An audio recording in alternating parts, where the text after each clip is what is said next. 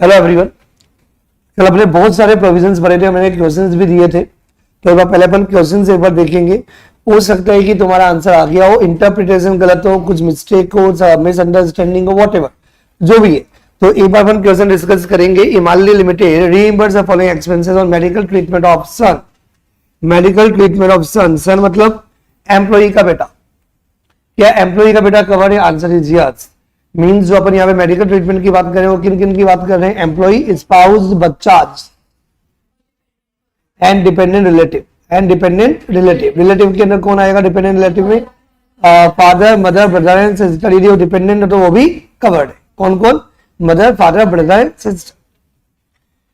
ये जो कंसेप्ट है, ये क्वेश्चन जो लिया गया है, ये इस कंसेप्ट को समझाने के लिए लिया गया है। कल जो मैंने क्लास के अंदर एक चार्ट बनाया था कि यदि कोई मेडिकल ट्रीटमेंट यदि इंडिया के बाहर हो, क्या हो बेटा? यदि कोई मेडिकल ट्रीटमेंट यदि इंडिया के बाहर हो रहा है तो उस केस में तीन बेनिफिट, आपको याद होगा चार्ट मैंने बनाया था, उसमें तीन बेनिफिट बताए थे। Number 1 benefit of travel, benefit of stay और benefit of travel. Benefit of treatment, stay and travel. Treatment मतलब मेडिकल ट्रीटमेंट, तो मेडिकल ट्रीटमेंट और स्टे आपका फुल्ली एग्जेम्प्ट होगा जितना आरबीआई ने लिमिट बता रखा है, और ट्रेवल के केस में उतना अमाउंट एग्जेम्प्ट होगा जितना जीटीआई अप टू ₹2 लाख है, तो अदरवाइज फुल्ली टैक्स। अभी बात सुनना, वैसे एग्जीक्यूटिव लेवल पे सारी चीजें बताने की होती नहीं है, लेकिन मेरा स्टाइल थोड़ा अलग है, मैं हर चीज बताता हूं। यदि आपको एग्जाम में रिटेन करना हो, आपको पता है 3 पॉइंट आएंगे। ये तो बच्चा दिमाग लगा लेता है, सर जाने का मतलब ट्रेवलिंग, फिर वहां पे स्टे करने का मतलब स्टे, फिर मेडिकल ट्रीटमेंट। यदि मेडिकल ट्रीटमेंट इंडिया के बाहर हो रहा है वो तो आपके माइंड में रिटेन हो जाता है। अब बहुत बार क्या होता है, कंफ्यूजन होता है। मैं बहुत इंपॉर्टेंट चीजें बताता हूं कैसे याद किया जाता है। वैसे मेरा रोल नहीं है, फिर भी बताता हूं रिजल्ट को इंप्रूव करने के लिए। बहुत अच्छा क्या होता है, 3 है, ये तो याद हो गया माइंड में। अब वो कंफ्यूज हो जाता है किन 3 में आरबीआई का लिमिट देखना है और किसमें जीटीआई देखना है। कोई बता सकता है क्या तरीका है याद करने का? कैसे रिटेन कर सकते हो जिससे कि आप लप्पा मार लो एग्जाम में? जल्दी बोलो फटाफट। Yes, this is the way. इसने एक वर्ड बोला जो पैसे वहां पे खर्च हो रहे, लप्पा मारने की बच्ची। अब पैसा कौन सा बार खर्च हो रहा है? तो मैंने वर्ड बोला था एक बार में, और कौन सा पैसा खर्च हो रहा है बार? ये तो ट्रेवलिंग का, ये तो ट्रेवलिंग आएगा अपना, और एक ये तो ट्रेवलिंग और स्टे, ये इंडिया की बार खर्च हो रहा है। यस और नो? तो तीनों ही बोले तो बेटा, वन बाय वन। ट्रेवलिंग वाला तो यही पे होगा ना, तो जो स्टे वाला जो मेडिकल एक्सपेंसेस है वो आपका इंडिया के बाहर होगा, तो उसके लिए आप आरबीआई का लिमिट देख लो। और जो मेडिकल ट्रीटमेंट है उसके लिए आपका क्या होगा? मेडिकल ट्रीटमेंट क्या बोला मैंने? ट्रेवलिंग। और ट्रेवलिंग के लिए क्या देखा जाएगा? जीटीआई। यदि 2 लाख रुपीज है तो एग्जाम्प्ट, अदरवाइज फुल्ली टैक्सेबल। आपको प्रोविजन समझने हैं। यदि आप रियली सीएस बनना चाहते हो और एग्जीक्यूटिव पास करना बहुत इजी, मैं रोज यही बोलता हूं, तो इसलिए मैंने एक इंट आपको दे दी, ऐसे पढ़ना होता। मतलब यदि आपने प्रोविजन पढ़ा तो प्रोविजन पढ़ने के बाद आपको एक बात हमेशा याद रखनी पड़ेगी, खिचड़ी बनेगी। जो नई बच्चा पढ़ता है उसको तो कुछ पता ही नहीं है, वो तो फेल होगा, उसको तो छोड़ो। ना तो तुम बात करते ना मैं उस बच्चे की बात करता हूं, मैं तो सिर्फ उस बच्चे की बात करता हूं जो डेडिकेटेड है। सर मैं रोज आऊंगा, मैं पढ़ूंगा, पागलों की तरह पढ़ूंगा, सब कुछ कर लूंगा, फिर भी फेल हो जाता हूं, नंबर ही नहीं आते, पता नहीं क्यों। ये उन बच्चों के लिए एडवाइस है। इसमें जो सबसे इंपॉर्टेंट जो पॉइंट है वो आपका पढ़ने का तरीका है। मतलब आप जब रिवीजन करते हो, जब आप पढ़ाई करते हो, तो प्रोविजन को कनेक्ट करो। क्या करो? ऐसे नहीं है okay treatment outside India, benefit of travel and benefit of stay, benefit of treatment and benefit of stay, exam approval limit. ऐसे करोगे ना बेटा तो आप आज पढ़ोगे, 3 दिन बाद भूल जाओगे, फिर 3 दिन बाद पढ़ोगे, फिर 7 दिन बाद भूल जाओगे, 7 दिन बाद पढ़ोगे, 15 दिन बाद भूल जाओगे। और जिन्होंने ऑलरेडी एग्जाम दे रखा है उनके साथ ऑलरेडी डेमो हो चुका है। किसी ना किसी सब्जेक्ट में आपके साथ हुआ होगा, सर आता सब कुछ था, पता नहीं क्या हुआ, क्योंकि आपने सिर्फ पढ़ा, आप इन्वॉल्व नहीं हुए प्रोविजंस के अंदर। मैं अपना टाइम बहुत ज्यादा बर्बाद करता हूं, क्योंकि मुझे कोर्स कंप्लीट नहीं करना है, रिजल्ट चाहिए। क्या चाहिए? और रिजल्ट कब आएंगे? प्रोविजन तो बहुत सिंपल है, इनमें क्या डर है। लेकिन आपको ये बात समझ में आ रही होगी, सर प्रोविजन तो बढ़ते जा रहे हैं, अर्ध नहीं। आप पर मैंने फर्स्ट डे बोला था मैं पढ़ा रहा हूं, समझ में नहीं आएगा हो नहीं सकता, याद आया फर्स्ट डे, लेकिन मैंने साथ में बोला नंबर नहीं आएंगे ये मेरी गारंटी नहीं है। तो इसलिए जो नंबर नहीं आएंगे उसके लिए मैं इतनी मेहनत कर रहा हूं कि नंबर्स कैसे ला सकते हैं अपन टैक्स से पेपर को इजी कैसे बना सकते हैं। तो टैक्स का पेपर भी और बाकी सब्जेक्ट भी आप जब भी प्रोविजन पढ़ो तो ये नहीं कि सिर्फ रीड कर लिया, उन प्रोविजंस को लॉजिकली क्या करना चाहिए, कनेक्ट करना चाहिए, जिससे कभी जरूरत पड़े तो आप उस प्रोविजन को क्या कर पाओ, 2-3 वर्ड से ड्राइव कर पाओ। मैं क्या कहना चाह रहा हूं, बात समझ में आ रही बेटा? इससे क्या होगा, जब आप पहली बार पढ़ोगे आपका टाइम बर्बाद होगा, बात 100% सही है। लेकिन जब आपका थर्ड और फोर्थ रिवीजन होगा ना, आप बोलोगे मजा आ गया। क्योंकि मैंने बोला मेरा सीए फाइनल कितने टाइम में क्लियर हुआ है, एक में हुआ लेकिन 2 महीने में क्लियर हुआ है। अब तो फीस आ गई है तो अपने आप को टैलेंटेड बताने का कोई फायदा भी नहीं है। चल रहा आप खुद की तारीफ करते हैं, तो खुद की तारीफ करना टारगेट ही नहीं है। अब तो फीस आ गई, अब क्या फायदा, मार्केटिंग होगी खत्म। अब तो रिजल्ट बेस पे आना, अपने को किस पे जाना है। तो इंपॉर्टेंट जो पॉइंट है वो क्या है कि जब मैं 2 महीने में सीए फाइनल क्लियर कर सकता हूं तो तुम तो आराम से क्लियर कर सकते हो। एग्जीक्यूटिव सेकंड मॉड्यूल 100% होगा, क्यों नहीं होगा?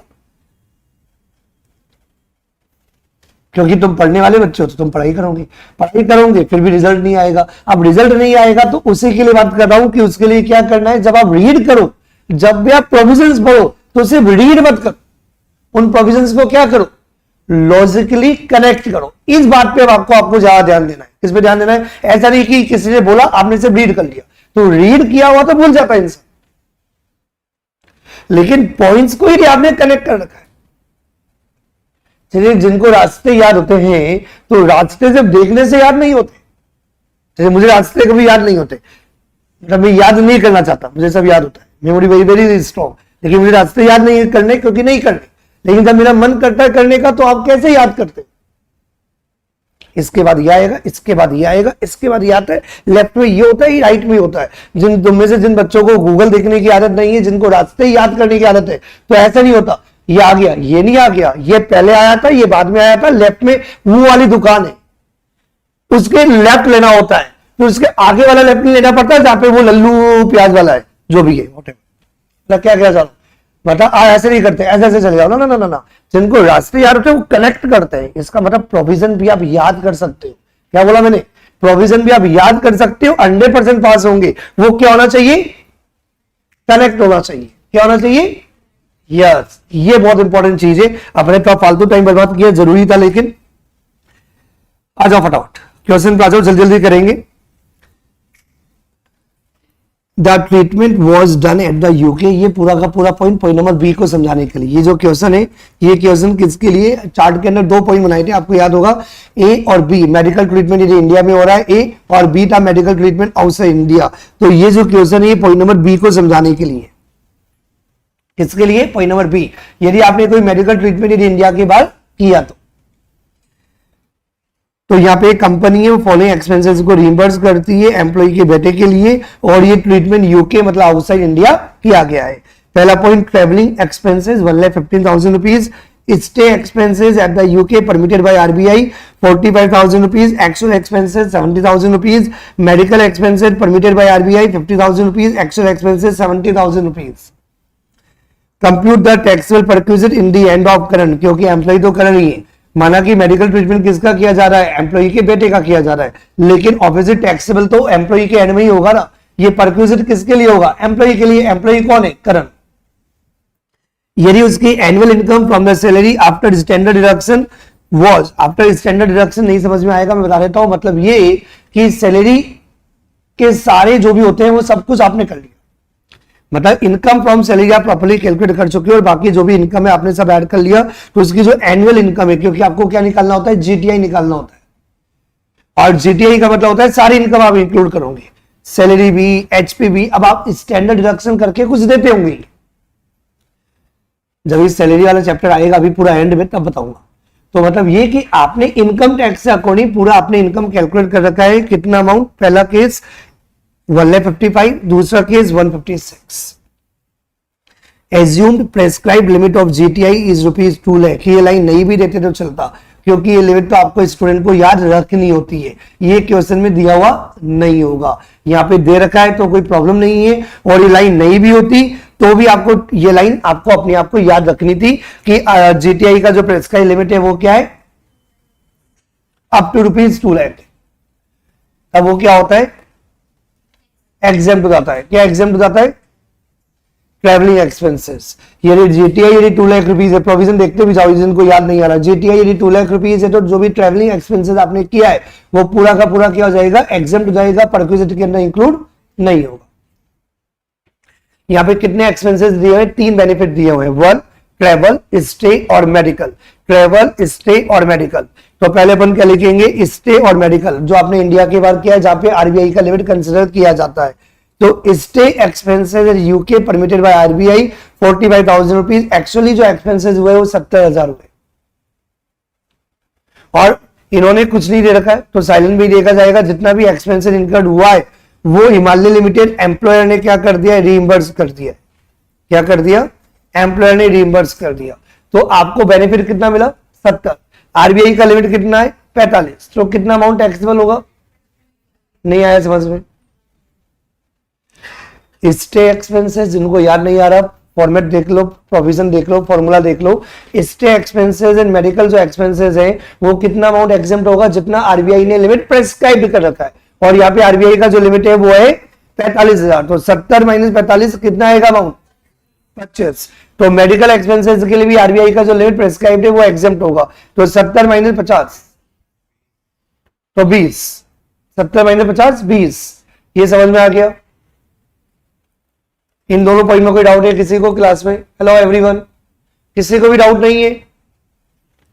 पॉइंट नंबर थर्ड मतलब point number 1, travelling expenses. Travelling expenses के लिए आपको क्या देखना होता है, not only salary, all income, salary, HP, PGBP, capital gain, other source, उसका जो भी ग्रॉस टोटल इनकम है वो क्या होना चाहिए, अप टू ₹2 लाख। तो उसका जीटीआई कितना दिया हुआ है, 1,55,000 रुपीज, पहला केस। अब सुना मेरी बात ध्यान से, ये जो जीटीआई दिया हुआ होगा क्या इसके अंदर इन्होंने स्टे और मेडिकल को कंसिडर कर रखा होगा? तो कितना कितना अमाउंट टैक्सेबल है, स्टे का 25 और मेडिकल का 20। मतलब आपको ये याद रखना पड़ेगा। यदि कोई क्लियरली लिखना चाहे तो लिख सकता है। जो अपने चार्ट बनाया था कौन से वाला, बेनिफिट और ट्रेवल, तो अपने क्या लिखा था, GTI is up to ₹2 lakh. तो जीटीआई का मतलब क्या हुआ, इंक्लूडिंग ऑल। ऑल मतलब जितनी भी इनकम्स आती है, एक्सेप्ट सच एक्सपेंडिचर। इन एक्सपेंसेस को ऐड नहीं कर सकते। वैसे बेनिफिट और ट्रेवल भी ऐड होगा यदि जीटीआई 2 लाख से ज्यादा होगा, लेकिन ये कैसे ऐड कर सकते हैं हमें पता ही नहीं है। तो ट्रेवलिंग के अलावा जितना भी परक्विजिटेस, अलाउंसेस है, सैलरी है, एचपी है, पीजीबीपी है, सारी इनकम आपको ऐड करनी होगी। फिर आपका जीटीआई 2 लाख रुपीज हुआ तो एग्जेम्प्ट है, अदरवाइज टैक्सेबल। मेरे क्या बोला, समझ में आई मेरी बात? तो इसका मतलब ये हुआ कि जो जीटीआई जो दे रखा होगा 1,55,000 रुपए, उसमें इन्होंने स्टे और मेडिकल एक्सपेंसेस को ऐड कर रखा होगा, नहीं ऐड कर रखा होगा, क्योंकि वो तो अपन निकाल रहे हैं तभी तो पता चल रहा है। अब बच्चे के दिमाग में फिर एक डाउट आ सकता है, जब स्टे और मेडिकल प्लस 70,000 ऐड नहीं होगा क्या? नहीं होगा। 70,000 पूरा रिइंबर्स किया जा रहा है, पूरा बेनिफिट है, लेकिन आरबीआई की लिमिट से ऊपर ऐड होगा क्योंकि वही टैक्सेबल है। तो टैक्सेबल पोर्शन कितना है आपका, 25 और 20। तो अपन क्या करेंगे, 155 प्लस 25 प्लस 20 कितना है अमाउंट। और यदि जीटीआई 2 लाख रुपीज है, जीटीआई यदि 2 लाख रुपीज है तो पूरा का पूरा अमाउंट एग्जेम्प्ट है। Case number 2। अब केस नंबर 2 में आपको लिखना ही पड़ेगा। तो केस नंबर 2 के अंदर जीटीआई कितना है, 156। तो आपको अमाउंट तो सेम ही रहेगा, 25 प्लस 20 तो कितना आ जाएगा, 2,01,000 रुपीज। तो जीटीआई 2 लाख से ज्यादा है तो फुल अमाउंट टैक्सेबल है। तो फुल अमाउंट मतलब कितना अमाउंट टैक्सेबल है, फिर 1 बाय 1 कितना अमाउंट टैक्सेबल है। वेरी गुड बेटा, अपन टैक्सेबल किसको कर रहे हैं, जीटीआई को। हो जाता है। मैंने पहले ही बोला मेरा टारगेट किसी की इंसल्ट करना ही नहीं है, तुम लोगों को ये रियलाइज करना है कि एग्जाम में नंबर कम क्यों आते हैं। बात समझ में आ रही है? मैं बिल्कुल फोकस्ड हूं, टारगेट बेस्ड पढ़ाता हूं, और टारगेट मेरा एक ही होता है, एग्जाम के दिन के लिए प्रिपेयर करना।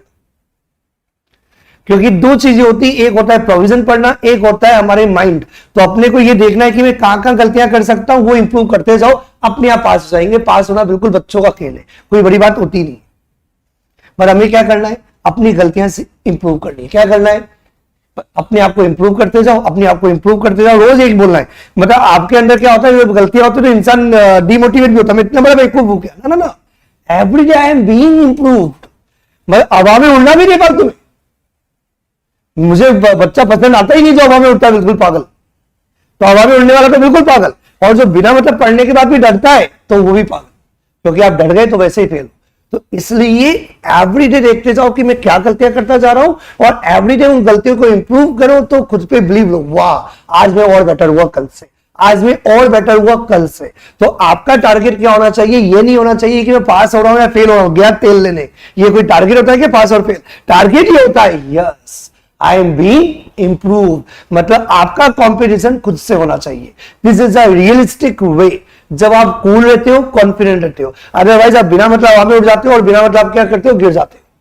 तो दोनों ही चीजें गलत होती है। तो एवरीडे आपको अपने आप से बात करनी है। क्या करनी है बेटा, कि मैं अपने से कल से आज बेटर हूं, मैं आज कल से बेटर हूं। मैं रोज पढ़ूंगा तो मैं कल से बेटर होता जाऊंगा, मैं रोज पढ़ूंगा तो कल से बेटर होता जाऊंगा। इससे क्या होता है कि जब आप पढ़ते हो और कुछ गलती करते हो तो बोलते नहीं नहीं कल से तो बेटर है, कल से तो बेटर है। आप डिप्रेस नहीं होते। बच्चे क्या होते हैं, पढ़ पढ़ के डिप्रेस भी होते चले जाते हैं, यार मुझे इतना ही याद नहीं रहता, मुझे तो इतना ही नहीं होता।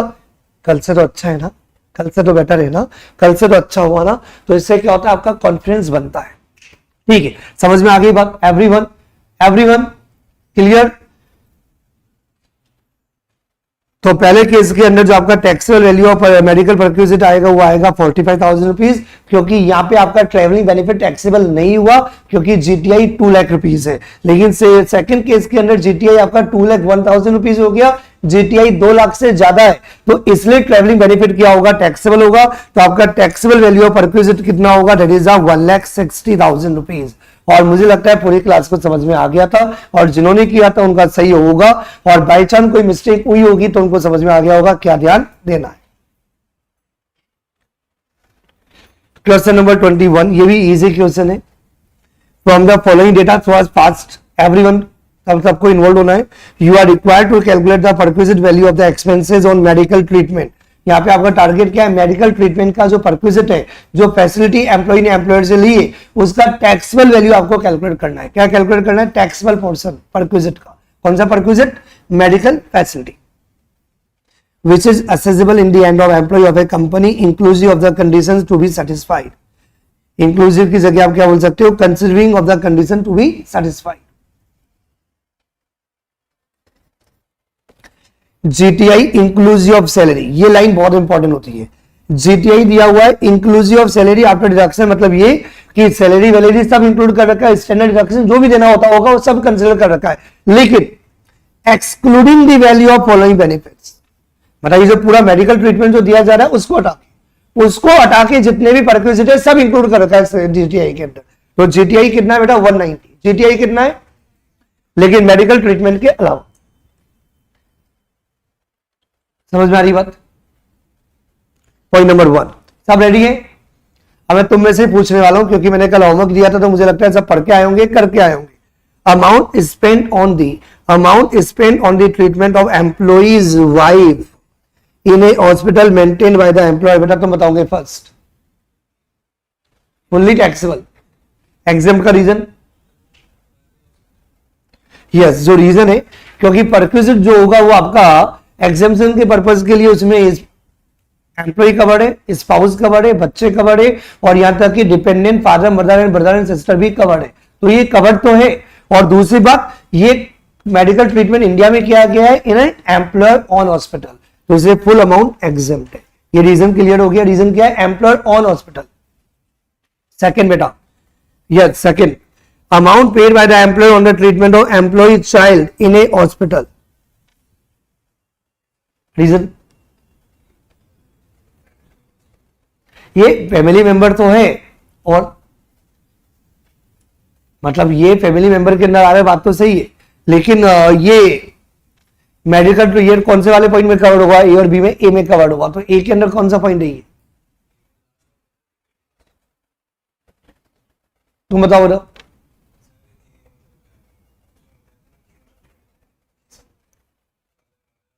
वो बात तो सही है, इंपॉर्टेंट ये नहीं देखना, इंपॉर्टेंट तो ये तो है ही कि आपने जो परक्विजिट दिया है वो एम्प्लॉय को दिया है, बेटे को दिया है, भाई स्पाउस को दिया है और डिपेंडेंट रिलेटिव को दिया है, लेकिन एग्जेम्पशन कब मिलेगी?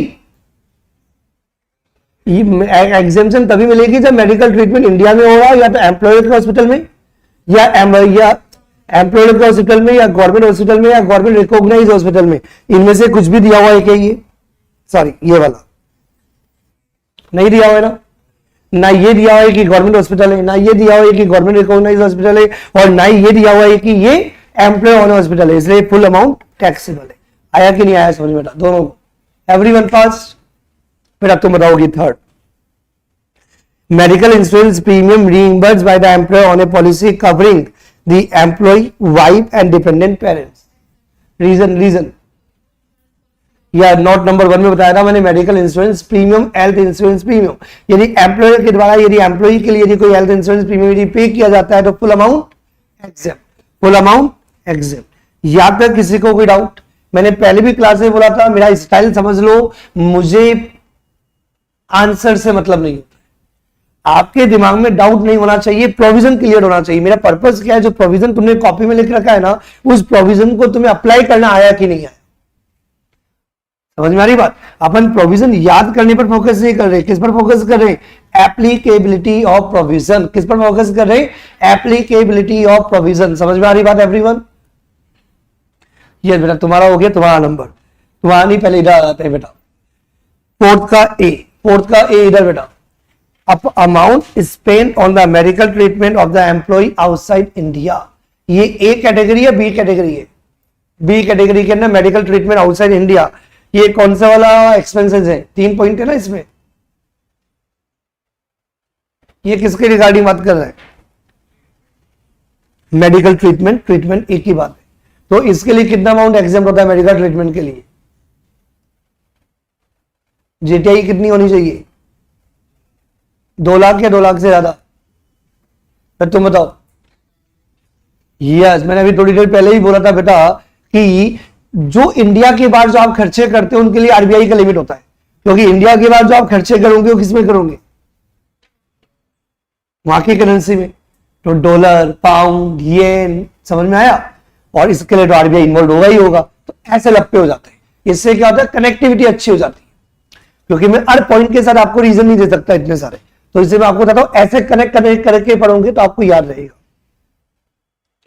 तो यहां पे आपको क्या देखना पड़ेगा? Amount spend on the medical treatment of the employ outside India, कितना अमाउंट है? 1.5 लाख। तो इसके लिए क्या देखना पड़ेगा आपको? RBI limit. क्या देखना पड़ेगा? स्टे अब्रॉड के लिए एम्प्लॉय, स्टे अब्रॉड के अंदर एम्प्लॉय भी कवर है और 1 अटेंडेंट भी कवर है। और अटेंडेंट जरूरी नहीं है कि फैमिली मेंबर हो, अटेंडेंट उसकी गर्लफ्रेंड भी हो सकती है, वो अपनी वाइफ को लेके जाए, गर्लफ्रेंड को लेके जाएगा, उसका पर्सनल मैटर है। ठीक है, बात समझ में आ रहा है? तो अटेंडेंट मतलब अटेंडेंट में फैमिली मेंबर की बात नहीं होती है, अटेंडेंट तो सपोर्ट करने के लिए जाता है। किसके लिए जाता है? क्योंकि भैया बीमार अकेले थोड़ी जा सकता है, बीमारी कैसी भी होती है, बीमारी ऐसी भी होती है कि इंसान खड़ा भी नहीं हो पाता बहुत बार। क्या क्या चलो मेरी बात समझ में आ रही है कि नहीं आ रही है? तो इंडिया की बात जा रहे हैं तो कौन देखेगा भैया, समझ में आ रही है मेरे? क्या 1 अटेंडेंट भी कवर है, तो एम्प्लॉय एंड 1 अटेंडेंट। इसमें भी क्या देखना पड़ेगा? RBI limit. बेटा यस, तुमने कल क्लास ली थी? नहीं ली थी? हाँ, तुम्हारे पास आ जाता हूँ वापस, नहीं इधर पीछे जाता हूँ ना बेटा, इधर पहले तो इधर का नंबर ले लेते हैं, इधर से इधर जाएंगे। तुम बताओ बेटा। यस, तो पॉइंट नंबर बी है, तो आरबीआई का लिमिट एग्जेम्प्ट है, यस और नो? पॉइंट नंबर बी में आरबीआई का लिमिट एग्जेम्प्ट है। क्या इस क्वेश्चन में आरबीआई का कोई लिमिट दे रखा है? क्या दे रखा है ना? 2 लाख रुपीज, तो एग्जेम्प्ट हो जाएगा 2 लाख के अंदर है तो 1.5 प्लस ए 1 2.5, तो 2 लाख एग्जाम कर देंगे, 50,000 टैक्सेबल कर देंगे।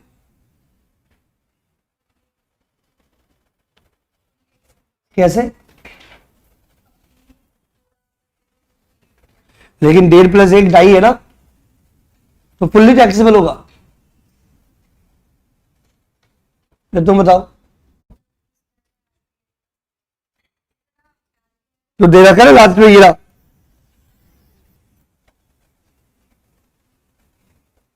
ये दे तो रखा है ढोलक, जल्दी बोलो बेटा,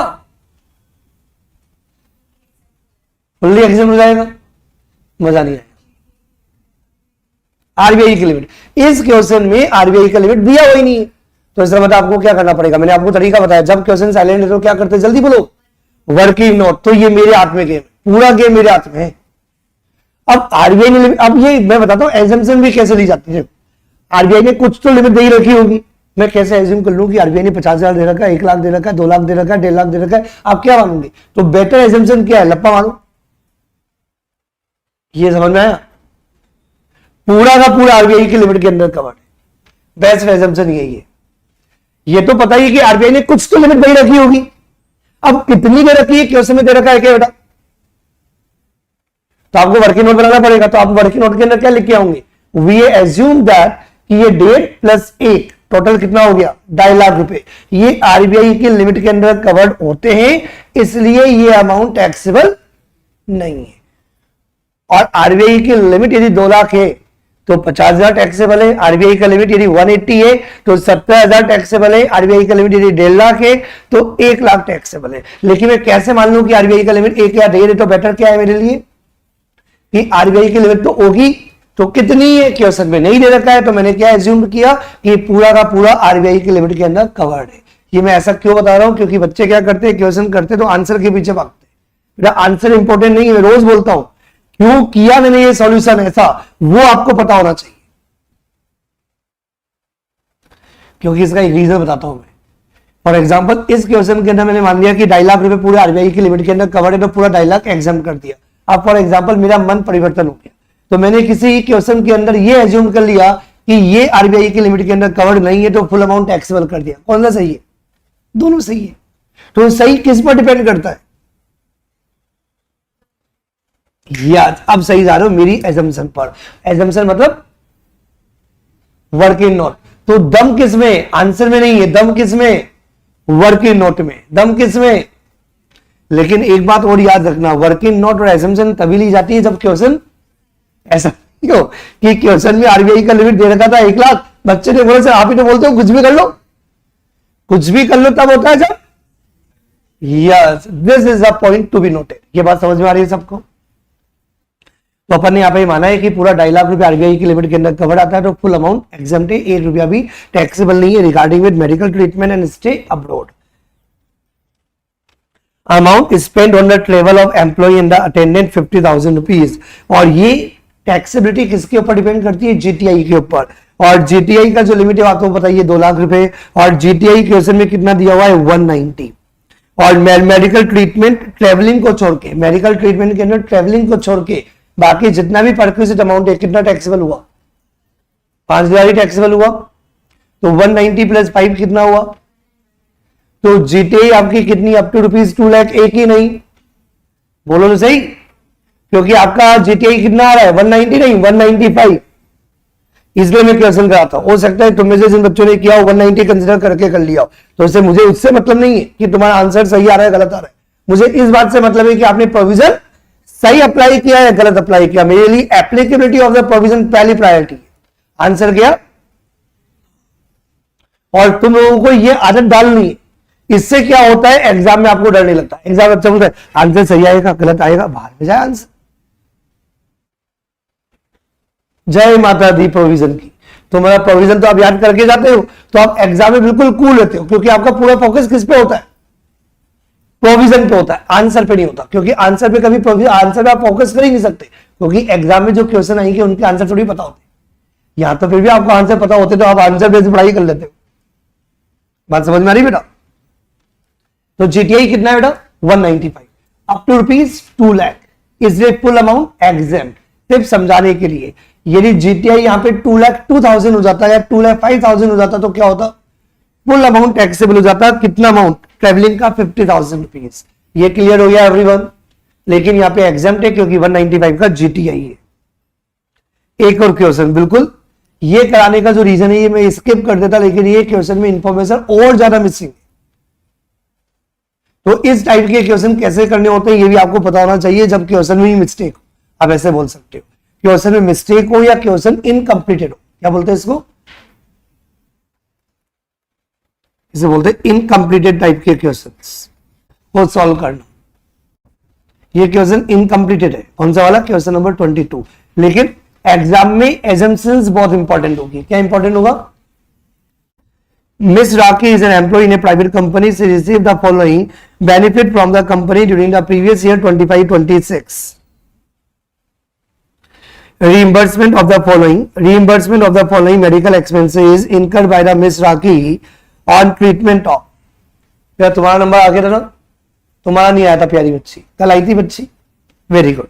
On treatment of our self-employed daughter in a private clinic। daughter covered है क्या? वैसे डॉटर कवर्ड है क्या आपने उसमें? बच्ची, बच्चा, बच्ची, बच्चे तो बच्चे होते हैं, बेटा है बेटी, उससे क्या पड़ता है। तो on treatment of our self employed daughter, जो बेटे हैं ना या बेटी है मतलब बच्चे हैं, तो बच्चे के लिए डिपेंडेंट होना जरूरी नहीं था। किसके लिए डिपेंडेंट होना जरूरी था? मम्मी पापा भाई और बहना के लिए। स्पाउस तो ऑलरेडी कवर्ड है, चाहे वो डिपेंडेंट हो ही नहीं। बच्चे भी ऑलरेडी कवर्ड है, चाहे वो डिपेंडेंट हो या ना, उससे कोई इफेक्ट नहीं पड़ता। तो on treatment of our self employed daughter in a private clinic, क्या इंपॉर्टेंट है? एग्जाम्पशन मिलेगी कि नहीं मिलेगी? टैक्सेबल। नहीं आया रीजन समझ में? प्राइवेट क्लिनिक है ना, एग्जाम्पशन कब मिलती है? गवर्नमेंट का हॉस्पिटल होता है या गवर्नमेंट का रिकॉग्नाइज हॉस्पिटल होता है या एम्प्लॉयर का खुद का हॉस्पिटल होता है, तो तीनों नहीं है, तो ये फुल्ली अमाउंट टैक्सेबल है। On treatment of ourself by the family doctor, ये भी इन तीनों पॉइंट के अंदर कवर्ड नहीं होता, तो ये अमाउंट भी क्या है? On treatment of our mother in law dependent on our in a nursing home, क्या बेटा? तो ये अमाउंट भी क्या हो जाएगा? एग्जेम्प्ट।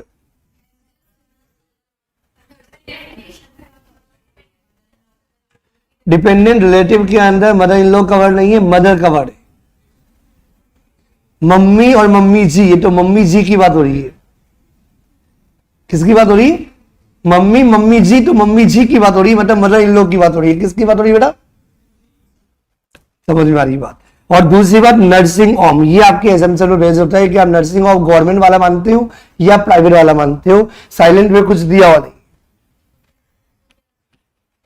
अगेन एजम्पशन, यदि इसको गवर्नमेंट भी मान ले, यदि इसको नर्सिंग होम को यदि अपन गवर्नमेंट वाला भी मान ले, गवर्नमेंट डिस्पेंसरी मान ले, तो भी टैक्सेबल है, क्योंकि जो रीजन है वो क्या है? इंपॉर्टेंट।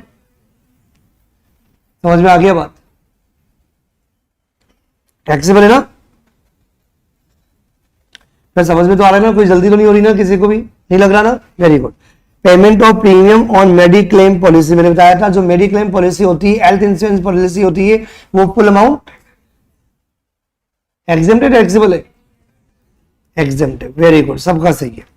मेडिकल अलाउंस, मैंने तरीका बताया था, जो तरीका मैंने बताया था उसी तरीके से सब ओपन करेंगे अपने कंपाइलर या बुक या नोट्स जो भी है। देखो मैंने 3 बताए थे, ए बी सी। अलाउंस की बात बता रहा हूं, अलाउंस वाला टॉपिक ओपन करो, सब करेंगे ओपन। कैसे इंटरप्रेट किया जाता है, कैसे पढ़ाई करनी होती है, सेल्फ वो बता रहा हूं।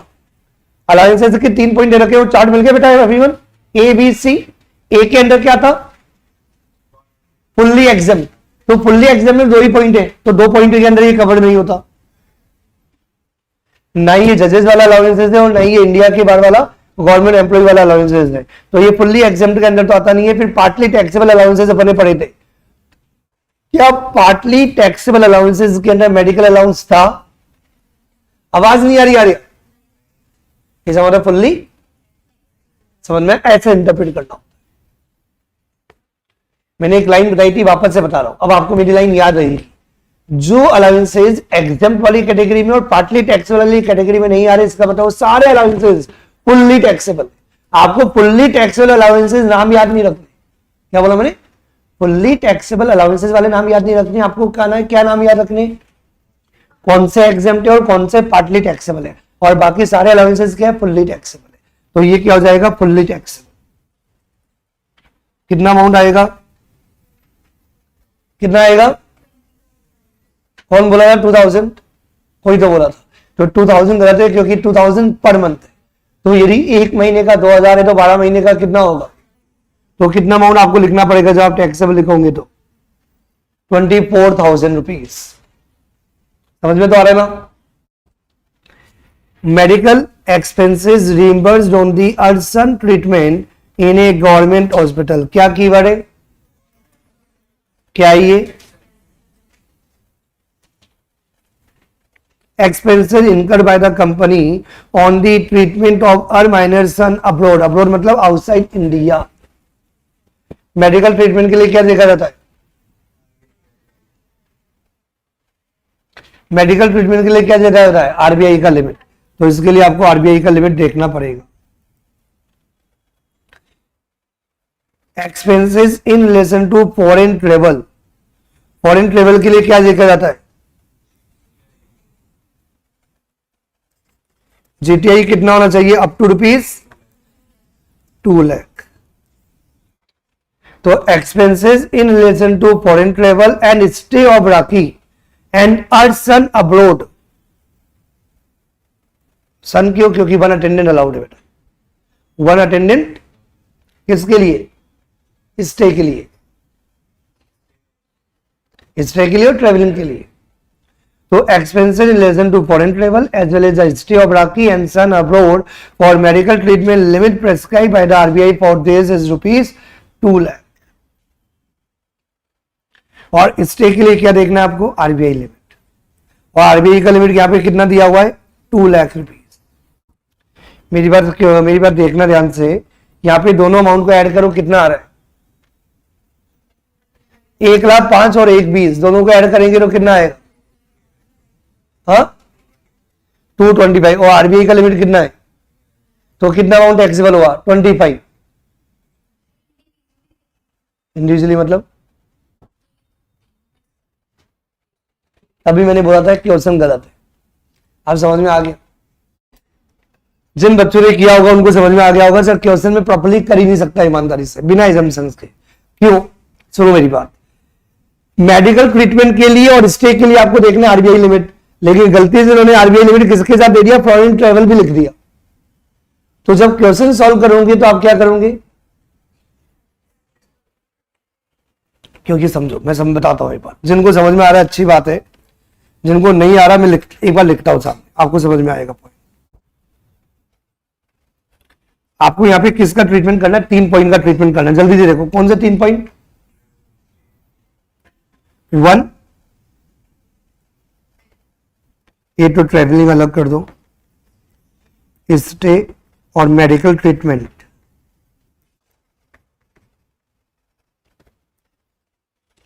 स्टे और मेडिकल ट्रीटमेंट के लिए आपको क्या देखना है, आरबीआई का लिमिट, और यहां पे आरबीआई का लिमिट कितना है, अप टू ₹2 लाख। आरबीआई का लिमिट दे रखा है ₹2 लाख। कोई कंफ्यूजन टू एनीवन, कोई बताएगा स्टे और मेडिकल ट्रीटमेंट का अमाउंट कितना कितना है, स्टे का अमाउंट कितना है,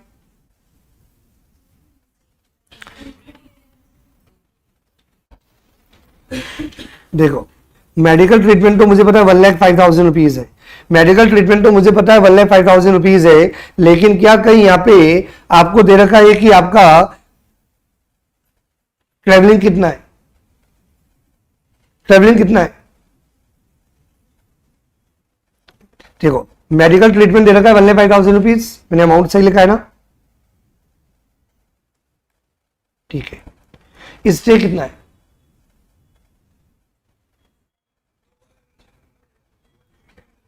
वही नहीं, लिमिट के लिए तो आपका एजम्पशन लेना ही नहीं है, क्योंकि क्वेश्चन में दे रखा है कि आरबीआई का लिमिट ₹2 लाख है। तो अब आप जो वर्किंग नोट बनाओगे, ये तो मैंने एज्यूम नहीं किया है, क्वेश्चन में दे रखा है, तो मैं क्या एज्यूम करूंगा कि मुझे नहीं पता कि स्टे कितना है, तो अपन क्या लाइन लिखेंगे बेटा, we assume that stay plus medical treatment ये अप टू ₹2 लाख। नहीं आया समझ में, इसलिए ये अमाउंट क्या हो जाएगा, एग्जेम्प्ट। समझ में आया बेटा, मतलब बच्चा क्या करता है, क्वेश्चन पढ़ता है अपने हिसाब से कुछ भी करता है। बेटा आपका वर्किंग नोट बहुत इंपॉर्टेंट है, ये क्वेश्चन में दे नहीं रखा है कि स्टे कितना होगा, दे रखा है क्या बेटा, यदि दे रखा होता फिर तो तुमसे गलती होती नहीं, मुझे पता है, क्योंकि आपको पता मेडिकल ट्रीटमेंट और प्लस स्टे दोनों ऐड कर लेते हैं। यदि आरबीआई की ₹2 लाख तक की लिमिट एग्जाम्प्ट है, ₹2 लाख से ऊपर टैक्सेबल होगा, वो क्लियर है। लेकिन यहां पे स्टे दिया हुआ नहीं था, तो अपन ने क्या प्रिज्यूम किया कि स्टे और मेडिकल ट्रीटमेंट दोनों मिला के ₹2 लाख का ई आपका ये एक्सपेंसेस होगा, इसलिए अमाउंट फुल्ली एग्जेप्ट है। आगे बढ़ू, कंफर्म। अब उस पर आता हूं, इधर आओ। अपने को क्या पढ़ना पड़ेगा, ट्रेवलिंग वाला। Assume that the limit of GTI is 2 lakh rupees. Again question के अंदर दे रखा है कि जीटीआई यदि यहाँ पे 2 लाख 2,02,000 दे रखा होता तो फिर पता नहीं अपन क्या करते, क्योंकि अपने पास ट्रेवलिंग का अमाउंट ही नहीं है। लेकिन अपने को यहाँ पे ट्रेवलिंग का अमाउंट चाहिए ही नहीं। क्यों नहीं चाहिए? क्योंकि अपन ऐसे लिखेंगे। कैसे लिखेंगे बेटा? ट्रेवलिंग बेनिफिट, बोलो ट्रेवलिंग बेनिफिट जो भी है, वॉटेवर जो भी अमाउंट है वो फुल एग्जेम्प्ट होगा। रीजन, क्योंकि क्वेश्चन में दे रखा है GTI is rupees up to 2 lakh. ये क्वेश्चन में दे रखा है कि जीटीआई आपकी 2 लाख रुपए है। कितना दे रखा है बेटा?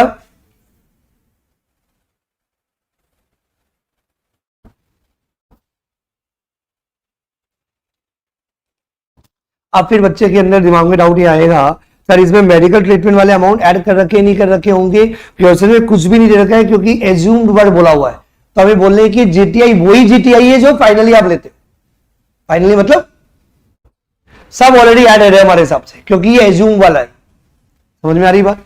तो जीटीआई यदि आपका 2 लाख रुपीज है, तो जो आपका ट्रेवलिंग बेनिफिट है वो कितना अमाउंट है मुझे नहीं पता। क्या ट्रेवलिंग बेनिफिट दे रखा है क्या बेटा? अमाउंट दे रखा है ट्रेवलिंग बेनिफिट का? नहीं, इंडिविजुअली नहीं दे रखा। क्या दे रखा है बेटा? Travelling benefit plus benefit of stay. आपको अलग से चाहिए ट्रेवलिंग बेनिफिट, वो दे रखा है क्या? नहीं दे रखा है। तो जितना भी ट्रेवलिंग बेनिफिट है फुल अमाउंट एग्जेम्प्ट है, आपको इंडिविजुअली अमाउंट चाहिए भी नहीं, क्योंकि जितना भी ट्रेवलिंग बेनिफिट का अमाउंट होगा पूरा का पूरा एग्जेम्प्ट है, क्योंकि GTI is rupees up to rupees 2 lakh. क्या कहना चाह रहा हूं, समझ में आ रही बात बेटा? क्योंकि तभी मैंने ऊपर लिख दिया था कि क्वेश्चन में मिस्टेक और इनकम्प्लीटेड है। इन्होंने डेटा प्रॉपर नहीं दे रखा। यदि डेटा प्रॉपरली दे रखा होता तो अपन प्रॉपरली इंप्लीमेंट करते, तब तो अपन अप्लाई करते प्रोविजन। यहां पे वर्किंग नोट बहुत इंपॉर्टेंट है। समझ में आ गया एवरीवन? चलो, कल जो अपने प्रोविजन पढ़ा था उसका पूरा पोस्टमार्टम अच्छी तरह हो चुका है। किसका बेटा? आवाज नहीं आ रही? मेडिकल ट्रीटमेंट का। और मुझे लगता है अब तो मेडिकल ट्रीटमेंट का जो चार्ट है ए और बी सर समझ में अच्छी तरह आ गया, बिल्कुल अच्छी तरह आ गया। शायद मैंने पॉइंट नंबर 3 भी कल पढ़ा दिया था, लेकिन क्वेश्चन नहीं कराया।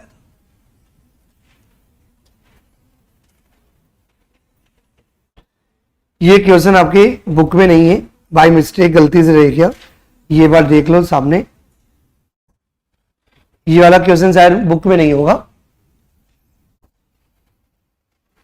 ठीक है, अपने को साथ में करना है, स्क्रीन पे देख लो, सब साथ में करेंगे। पर ready everyone? Ram is working, hello everyone, Ram is working as a general manager of a limited. Ram is working as a general manager of a limited on a monthly salary of 20,000 rupees in the previous year ending 31st March 2016। मतलब अपना previous year कौन सा हो गया? 25-26।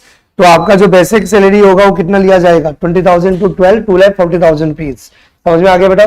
क्योंकि ये question में ध्यान से पढ़ना पड़ेगा कि क्वेश्चन में पूरा पर एनम दिया हुआ है या मंथली दिया हुआ है। तो यहाँ पे जो सैलरी दिया हुआ है मंथली दिया हुआ है, तो एक महीने की सैलरी यदि 20,000 रुपीज है तो पूरे साल भर की 24,000 होगी, 2,40,000 रुपीज होगी। वेरी गुड, सुन रहे हो मेरी बात? दी कंपनी मतलब employer provided in the following. Point number 1, interest free loan 1 अक्टूबर 2025। 1 अक्टूबर 2025 को लोन दिया, तो मतलब प्रीवियस ईयर 25-26 में कितने महीने के लिए लोन दिया है? 3 महीने, 2 महीने? कौन बोला 6 महीने? कितने महीने आएंगे?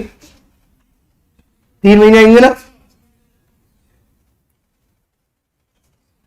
ये तो ऐसे मजाक करता है, तो कंफ्यूजन वाली बात ही नहीं। अक्टूबर, नवंबर, दिसंबर, जनवरी, फरवरी, मार्च। लेकिन जो इंटरेस्ट का रेट होगा वो किसका होगा? वो तो एसबीआई का लेंगे, एसबीआई का दे भी रखा है, लेकिन वो पूरी ईयर का दे रखा होता है, पर एनम होता है इंटरेस्ट का rate. For purchase of residential flat, मतलब रेजिडेंशियल फ्लैट खरीदने के लिए आपने लोन लिया है एम्प्लॉयर से, जो 8 ईयर्स के अंदर आप रिपे कर दोगे। एसबीआई का जो रेट है वो है 12.25%, 5 लाख रुपीज।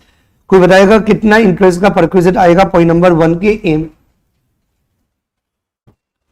सब करेंगे बेटा। अमाउंट अमाउंट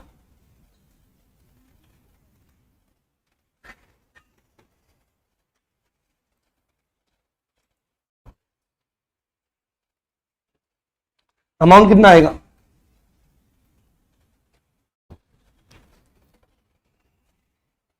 देखो, यदि किसी को नहीं भी समझ में आ रहा है एवरीवन, यदि गलती से प्रोविजन यदि आपको याद नहीं रहा, आपस से बात नहीं, यदि प्रोविजन याद भी नहीं तो देखो कि एम्प्लॉयर ने आपको कितने का लोन दिया, 5 लाख का लोन दिया। वैसे रेट ऑफ इंटरेस्ट एसबीआई की कितनी है? 12.25%। और कितना इंटरेस्ट चार्ज किया हुआ है? नहीं दिया हुआ है। तो आप क्या करोगे? 12.25%, 12.25 ही है ना, तो 12.25% माइनस 0, 0 क्यों किया? क्योंकि इंटरेस्ट आपने चार्ज किया ही, तो पूरा का पूरा 12.25% क्या हो गया? परक्विजिट। लेकिन ये पूरी ईयर का होगा, क्योंकि 12.25% पर एनम है, 1 ईयर का होता है। तो आपको कितने महीने का इंटरेस्ट निकालना है? 6 महीने का ही फायदा हुआ ना इस साल। तो प्रीवियस ईयर 25-26 के एंगल से बात करेंगे, अक्टूबर से लेके मार्च 6 महीने 30।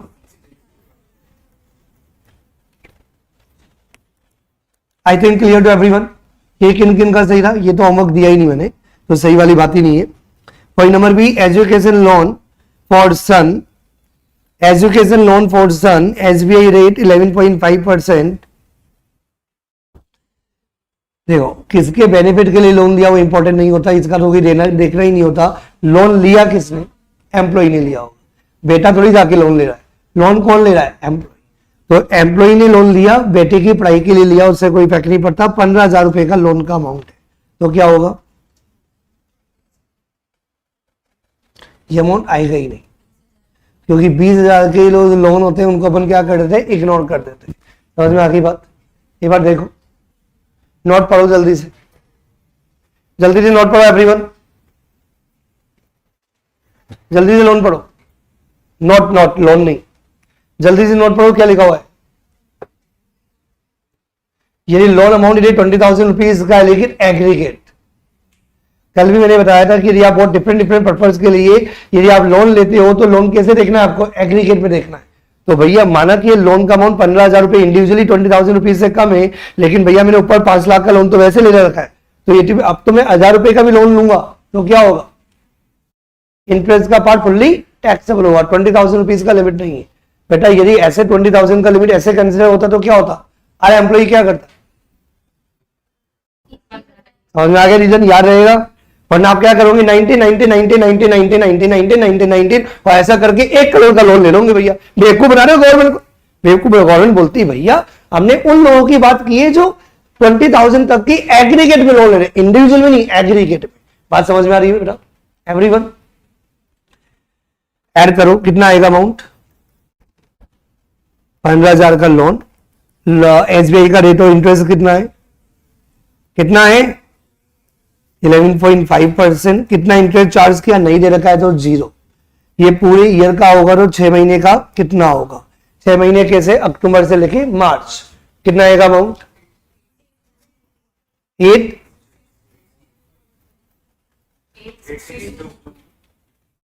8.25।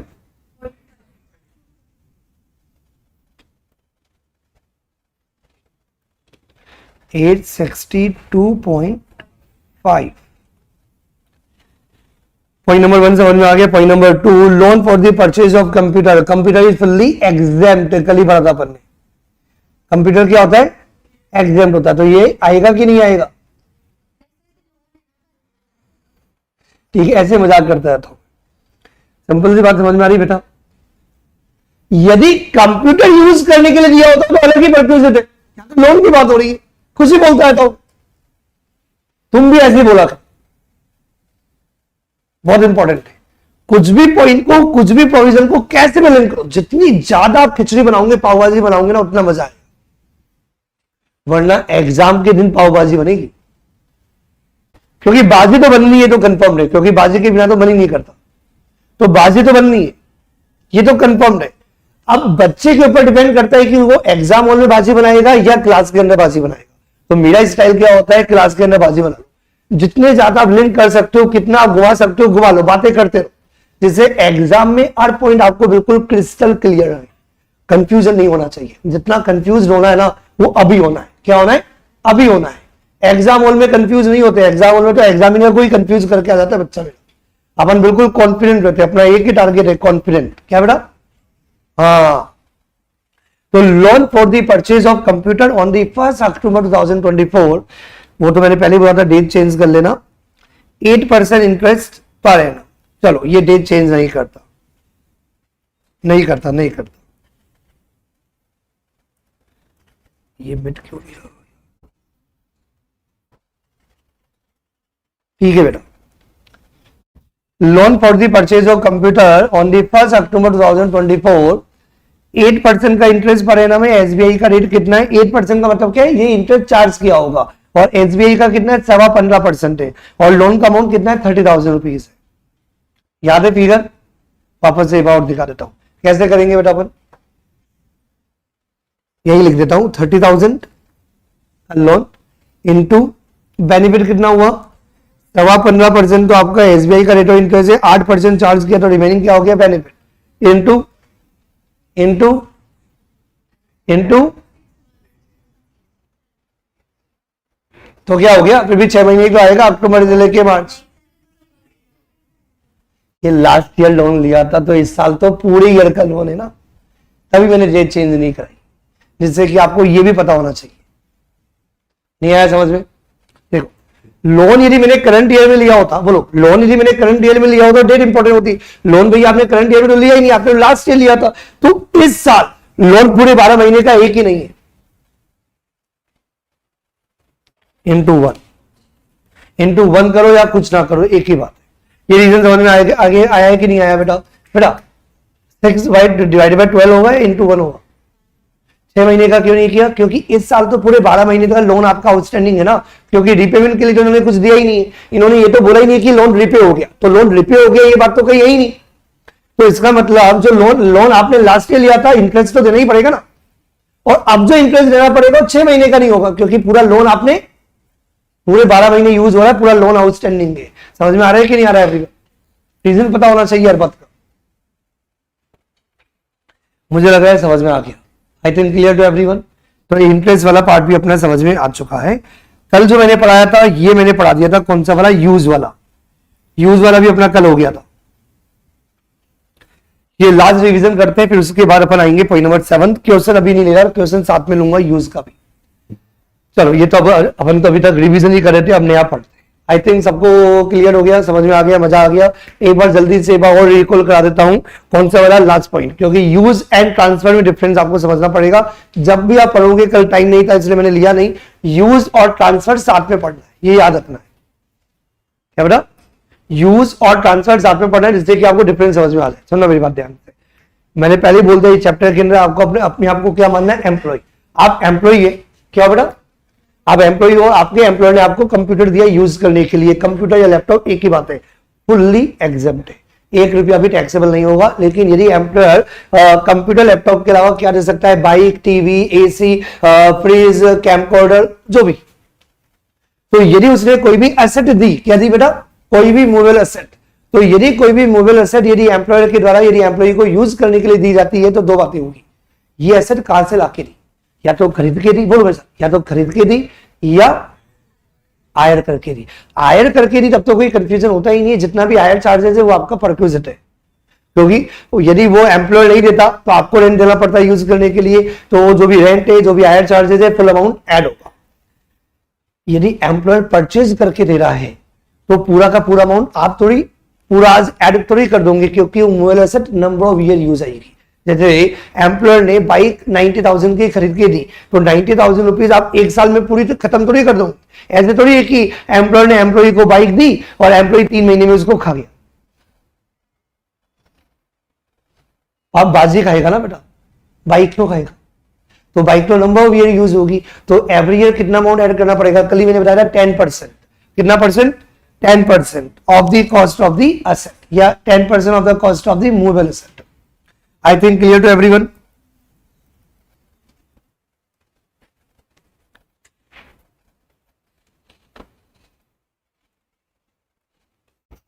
Now,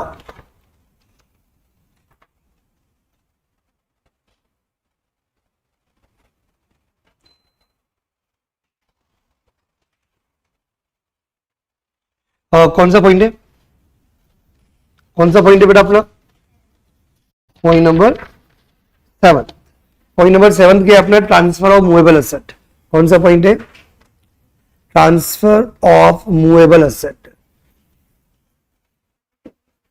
बेटा last bench right hand side, transfer में और यूज में कोई डिफरेंस होता है क्या, डिफरेंस होता है, एक ही तो बात है, ट्रांसफर किया या यूज किया, it is a point. Use क्या होता है, यूज का मतलब मालिक नहीं बने, यूज का मतलब क्या है, सिर्फ यूज करने के लिए दिया, आपको आपस से क्या करना पड़ेगा, और ट्रांसफर का मतलब क्या है, मेरा हो गया। अब तो डिफरेंस समझ में आ गया, यूज का मतलब सिर्फ यूज करने के लिए दिया जा रहा है, मालिक नहीं बने, और ट्रांसफर का मतलब क्या हो गया, आपको बेच दिया, आपको दे दिया। तो ऐसा होता है कि रियल में होता है, जैसे एग्जांपल दो, कंप्यूटर लैपटॉप होते हैं, जितनी भी आईटी इंडस्ट्रीज होती है, तो आईटी इंडस्ट्रीज के अंदर आपको पता है कि कंप्यूटर लैपटॉप सारे एम्प्लॉइज को दिए जाते हैं यूज करने के लिए, और जनरली बड़ी बड़ी जो कंपनीज होती है इनके लिए कंप्यूटर बहुत इंपॉर्टेंट होता है। तो जनरली बड़ी बड़ी कंपनी की अलग अलग पॉलिसीज होती है, ये 2 या 3 साल के अंदर, क्योंकि जो कॉमर्शियली जो लैपटॉप्स होते हैं ना उनकी लाइफ वो यूज बहुत ज्यादा आते हैं, क्योंकि उनका तो जो आईटी वाले, मेरा लैपटॉप है 1 घंटे भी यूज नहीं आता, एक दिन में कभी यूज आता है, कभी यूज नहीं आता, कभी कभी 10 दिन तक भी यूज नहीं आता, क्योंकि हमारा कंप्यूटर का इतना काम नहीं है। लेकिन यदि मैं आईटी की जॉब में होता, यदि मैं आईटी की जॉब में होता या एक्सेल की जॉब में होता, तो मेरा पूरा काम किस में होता है, सिर्फ कंप्यूटर में होता है, या सब लोग, जैसे मेरे इंस्टीट्यूट के जो कंप्यूटर है वो बहुत यूज आते हैं। तो जनरली जो कॉमर्शियली जो लैपटॉप यूज आते हैं उनको क्या करना पड़ता है, 3-4 साल बाद वो खराब ही जैसे हो जाते हैं, तो कंपनी वाले क्या करते हैं, नया खरीद लेते हैं। मैं क्या कहना चाह रहा हूं, बात समझ में आ रही कि नहीं आ रही है, पुराने वालों का क्या करें, भेज देते 500 में, 1000 में, 2000, और जो एम्प्लॉय खुद यूज कर रहे होते हैं बोलते हैं यार मैंने तो बहुत अच्छे से रखा है, कंपनी वाले 2000 में दे दे तो मैं ले लेता हूं। कितने का लैपटॉप है, 55,000 का, 2000 में जाता क्या, कुछ नहीं आता। एम्प्लॉय को फायदा हुआ कि नहीं हुआ, तो वो फायदा निकालना, समझ में आई बात। जैसे कि एग्जांपल, जैसे ये एसी है, जैसे ये वाला एसी वोल्टास का, अच्छा लग रहा है, बेच नहीं रहा हूं एग्जांपल, और तुम सब मेरे एम्प्लॉय हो। अब फॉर एग्जांपल आपको सेकंड हैंड तो बिल्कुल ही बेकार होता है, तो अब जो एम्प्लॉय उनको पता है ये बहुत अच्छा मेंटेन किया, और सर ये तो कूलिंग भी बहुत अच्छा करता है, मैं बोल रहा था 5,000 में दे रहा हूं, तो मुझे दे दो, तो वो मंडी भी ला दे दो, लेके चले जाता हूं आज ही, 5,000 का थोड़ी होगा ये आपको पता है सेकंड हैंड बहुत कम में बिकते हैं, ये सबको पता है। आपके घर में सोफा है जो आप बोलते हो 1.5 लाख का है, तो बोलने का 1.5 लाख है, जाओ इसको बेचने जाऊंगी तो कितने बिकेगा, 6,000, 5,000, 4,000, 3,000, 10,000, 4,000। मैं क्या कहना चाह रहा हूं, मेरी बात समझ में आ रही होगी सबको। तो यदि कोई भी मूवेबल एसेट यदि मैंने बेच दिया, क्या किया, तो इस केस में परक्विजिट अमाउंट क्या होगा, टैक्सेबल अमाउंट क्या होगा। अपन टैक्सेबल अमाउंट किसके लिए निकाल रहे हैं, एम्प्लॉयर के लिए, एम्प्लॉय के लिए, एम्प्लॉय के लिए। तो एम्प्लॉय के लिए बेनिफिट क्या होगा, तो taxable amount is equal to, अब सुनना मेरी बात, इधर देखो, ये एसी मैंने बेच दिया, तुम लोगों में से जो भी एम्प्लॉय है उसको बेच दिया, तो तुम्हारे लिए बेनिफिट क्या होगा। अब मैं बोलूंगा बेटा इसका WDV कितना है, WDV समझ में आता है, रिटर्न डाउन वैल्यू, क्या बोलते हैं, ओरिजिनल कॉस्ट पे। ये एसी खरीदा था 50,000 में, उससे मतलब नहीं है, 50,000 में तो आपने 2 या 3 या 4 साल पहले खरीदा था ना, आज क्या वैल्यू है इसकी, उसको बोलते हैं रिटर्न डाउन वैल्यू। ये समझ में आता है सबको, वापस से बेटा, एक वर्ड होता है ओरिजिनल कॉस्ट, एक क्या होता है ओरिजिनल कॉस्ट, मतलब ये 55,000 में खरीदा हुआ है तो ओरिजिनल कॉस्ट, उससे क्या मतलब है, आज तो ही 55 का हुआ, क्योंकि यूज, ये आपने बचपन में पढ़ा होगा, यूज करने की वजह से वियर एंड टीयर की वजह से डेप्रिसिएशन चार्ज होता है, और डेप्रिसिएशन एवरी ईयर चार्ज करने की वजह से उसकी वैल्यू क्या होती है, रिड्यूस हो जाती है, जिसको अपन बोलते हैं WDV, रिटर्न डाउन वैल्यू। ये सबको समझ में आता है, written down value of movable asset. कौन सी डेट पे, as on the date of transfer. कौन सी डेट बेटा, जिस दिन मूवेबल एसेट को ट्रांसफर किया जा रहा है उस डेट पर मूवेबल एसेट की रिटर्न डाउन वैल्यू क्या है। फॉर एग्जांपल इसका रिटर्न डाउन वैल्यू है 12,000 रुपए, कितना है और मैंने ये तुम्हें 3,000 में दे दिया। कितने में दे दिया? क्लास के बाद मिलने नहीं आना, एग्जाम्पल है। कितने में दे दिया बेटा? अब तो 3,000 जो आप पे करोगे उसको आप क्या वर्ड यूज करोगे? 3,000 पे करने को क्या लिखोगे आप? कंसिडरेशन। बोलो कंसिडरेशन। जो आप अमाउंट पे करते हो उसको आप क्या बोलते हो? कंसिडरेशन। कौन पे कर रहा है? Paid by employ for transfer of movable asset. तो मूवेबल एसेट के ट्रांसफर मतलब परचेज करने के लिए जो भी आपने कंसिडरेशन पे किए, इन दोनों का जो डिफरेंस है वो क्या हो गया? Taxable amount. बेटा इधर एवरीवन, आप एम्प्लॉय हो, ये 12,000 की रिटर्न ऑन वैल्यू है, 12,000 की रिटर्न ऑन वैल्यू वाला एसी मैंने आपको 3,000 में बेच दिया, तो बेटा तुम्हारा कितना फायदा हो गया? 9,000 का। तो ये बच्ची बोली कि 9,000 का फायदा हो गया, तो 9,000 रुपए इनकम टैक्स के अंदर आपकी सैलरी के अंदर ऐड करने पड़ेंगे for the purpose of transfer of movable asset. यदि एम्प्लॉयर अपने किसी भी एम्प्लॉय को यदि मूवेबल एसेट यदि बेच देता है, तो मूवेबल एसेट बेचने पर कितना अमाउंट टैक्सेबल होगा, कितना अमाउंट आपकी सैलरी के अंदर ऐड किया जाएगा, तो कैसे निकाला जाएगा? WDV of their asset, WDV of their asset minus consideration paid by employ. ये रीजन समझ में आया बेटा? कोई फॉर्मूला नहीं है, कॉमन सेंस वाली बात है। बिजनेस के अंदर सोफा यूज हो रहा था। क्या यूज हो रहा था? और एम्प्लॉयर ने अपने एम्प्लॉय को क्या किया? पूरा आपको पता है बिजनेस के अंदर बहुत बार क्या होता है?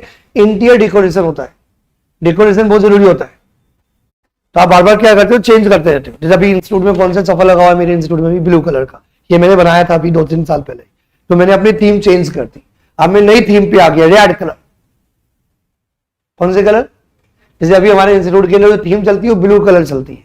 जैसे आपकी यूनिफॉर्म भी ब्लू है, आपका बैग भी ब्लू है, तो मतलब मैक्सिमम चीजें हम ब्लू में रखते हैं। तो मैंने अपने इंस्टीट्यूट की थीम किस में डाल दी बेटा? Red.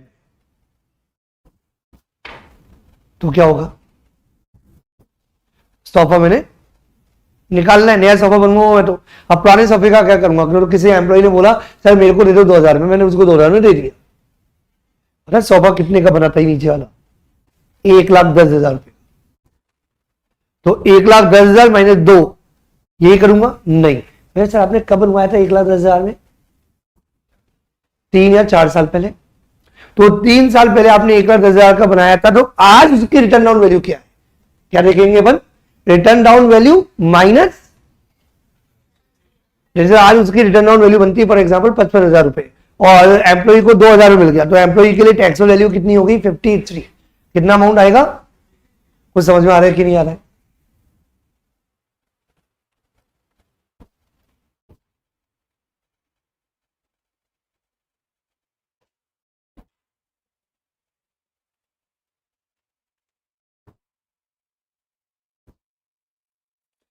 Yes, taxable amount is equal to WDV of the movable asset, WDV of the movable asset as on the date of transfer minus consideration paid by the employee for transfer of movable asset.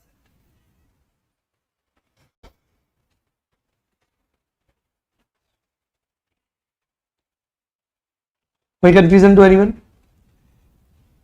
सुनना मेरी बात ध्यान से, इसको 3 category में divide करना पड़ेगा। कितनी कैटेगरी में? क्या कैलकुलेट करने के लिए 3 कैटेगरी में डिवाइड करना पड़ेगा? How to calculate the WDV। क्या कैलकुलेट करने के लिए? क्या कैलकुलेट करने के लिए? WDV कैलकुलेट करने के लिए। कोई 11-12 पढ़ रखा है सबने? फिर WDV कैसे निकालते तो बताओ? सिंपल लैंग्वेज में, सिंपल लैंग्वेज में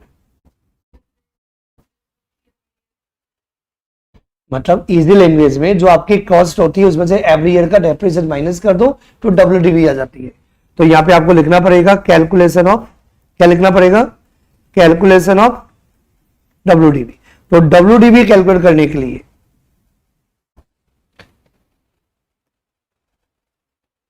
एक सेकेंड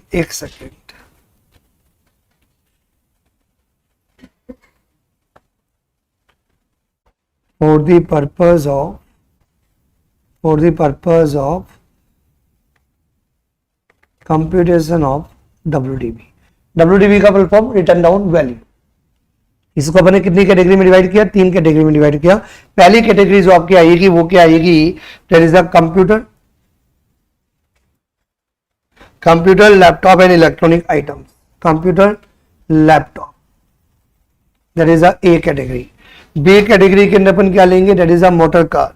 बी कैटेगरी के अंदर क्या आ गया आपका, motor cars. And third category के अंदर क्या आ गया आपके, एनी अदर एसेट।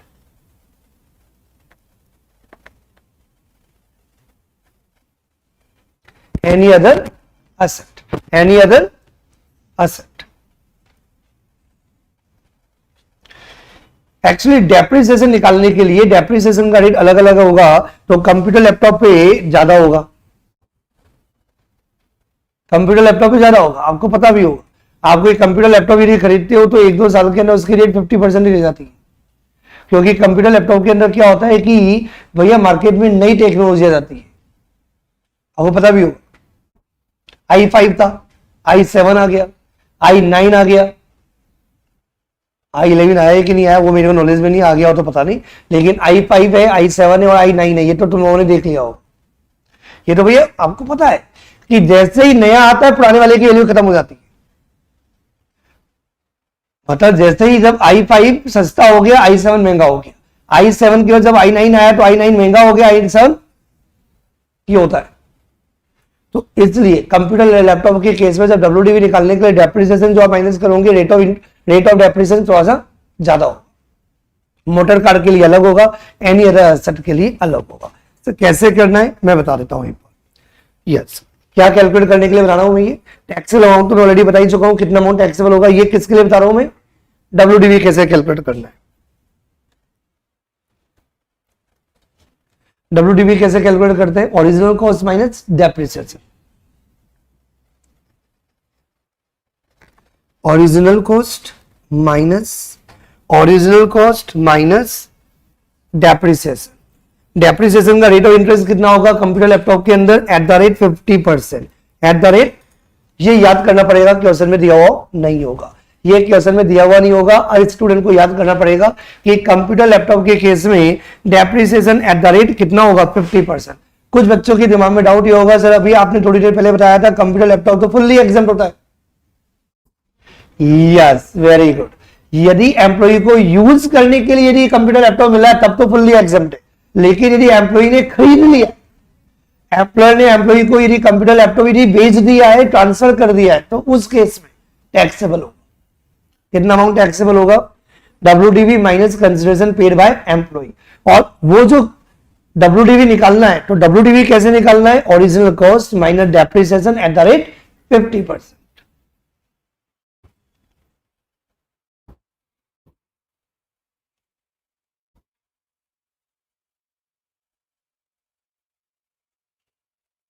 ये जो 50% का जो आपको डेप्रिसिएशन निकालना है, तो ये किसके लिए निकालना है, फॉर एवरी कंप्लीटेड ईयर्स। कौन से ईयर्स के लिए, फॉर एवरी कंप्लीटेड ईयर्स। क्योंकि जब आप डेप्रिसिएशन निकालोगे तो पहले आप ईयर कैलकुलेट करोगे। क्या कैलकुलेट करोगे, ईयर। तो आपके ईयर कितने आए, 2 साल, 2 साल 4 महीने, 3 साल 3 महीने। तो यदि 3 साल 3 महीने आए तो आपको क्या याद रखना पड़ेगा, 3 साल। यदि 4 साल 9 महीने आए तो 4 साल, राउंडिंग ऑफ वाला यहाँ पे पॉइंट नहीं है कुछ भी। यदि 5 साल 11 महीने आए तो, yes, for every completed years, for every completed years. Sir depreciation कहां से लेके कहां तक का काउंट करोगे, कहां से स्टार्ट होना चाहिए, जब आपने खरीदा था, कहां से निकालोगे, एम्प्लॉयर ने भी बेचा तो पहले खरीदा होगा तभी तो बेचा होगा। तो भैया खरीदने के बाद बेच कितने पीरियड में दिया, वही होता है पीरियड। तो ये तो बहुत सिंपल है, फ्रॉम द डेट, कहां से होगा बेटा, from the date of acquisition of asset, from the date of acquisition of asset till transfer of asset, till transfer of asset.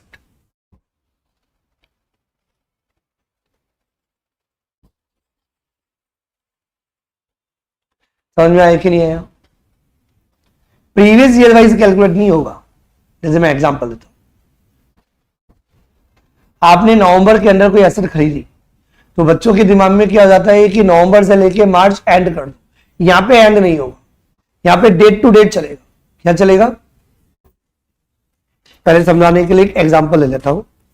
जैसे for example date of acquisition of asset, date of acquisition of asset, किसने, employer ने asset बेची होगी तो पहले खरीदी होगी ना, तो उसने एसेट कब खरीदी, कोई भी डेट ले लो, 1 नवंबर 2022। तो 1 नवंबर 2022 को उसने एसेट खरीदी, क्या किया, और ये एसेट बेच दी, date of transfer of asset. और ये एसेट कब बेच दी बेटा, प्रीवियस ईयर 25-26 के हिसाब से ले लो, आज की डेट बताओ, 18 Feb 2026। पहले तुम लोगों से पूछूंगा, नहीं बेटा कंप्लीटेड ईयर बाद में निकाल, तो पहले तो एक बार ईयर का कैलकुलेशन बताओ, कितने ईयर आएंगे, और ईयर कैसे कैलकुलेट करना है, डेट ऑफ एक्विजिशन से लेके date of transfer of asset, कितने ईयर्स होंगे, पीरियड कितना होगा, पीरियड बताओ बेटा, तुम बताओगे पहले कितना पीरियड हुआ, जल्दी फास्ट, हाँ तुम ही सेकेंड नंबर वाला बच्चा, कितने ईयर, इतना टाइम नहीं लगना चाहिए बेटा, पीछे वाला बच्चा कितने ईयर होंगे, 4 ईयर्स, पूरा एक्टिविटी बताना पड़ेगा,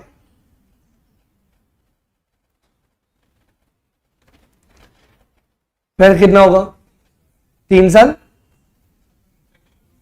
वो तो बाद की बात है, एक बार एक्यूरेट ईयर बताओ, एक्यूरेट पीरियड बताओ। तुमने बोला 3 साल 3 महीने, तुमने कितना बोला, 4 साल, कितने बोला 4 साल, तुमने कितना बोला,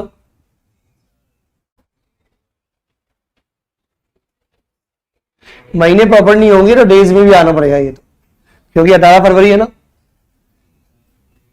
एक काम करो, यदि आपको अभी डेट वेट इतना सब कुछ दिमाग नहीं लगाना तो ये लो,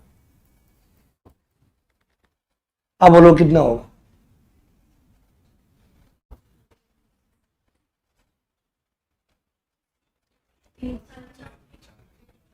समझ में आया, बहुत सिंपल है, मैं एक बार पूरी क्लास को बता देता हूं, जिनको समझ में आ गया अच्छी बात है।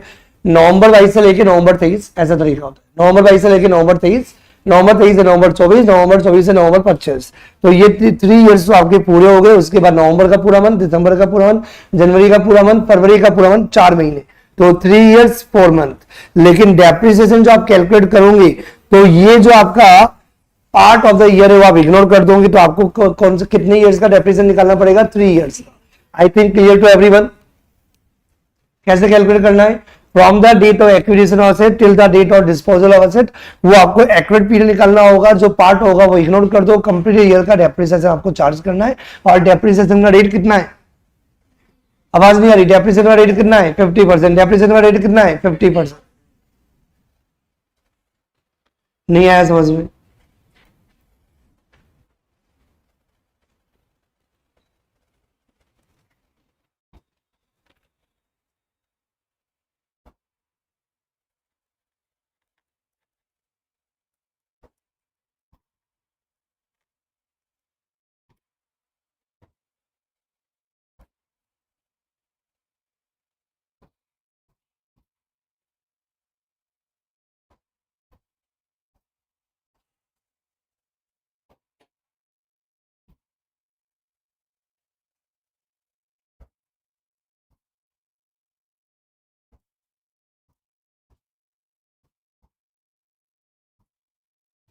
employee acquired the laptop on the 1st May 2021, that is a rupees 10 lakh, 10 lakh रुपए में आपने लैपटॉप खरीदा और एम्प्लॉयर ने क्या कर दिया, transferred laptops to employees on, कब,